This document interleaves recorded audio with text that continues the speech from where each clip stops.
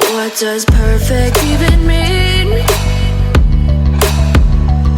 Is there even such a thing?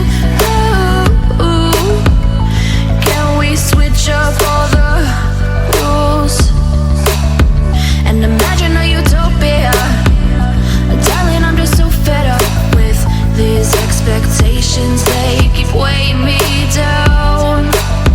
My heart is begging me to get the hell out of my head. I'm gonna live inside the upside down for a minute and pretend, honey, I'm a perfect 10. Whoa, whoa, honey, I'm a perfect 10. Whoa, whoa, and if I say it enough, it gets ingrained in my head, and I start to see, honey, I'm a perfect 10.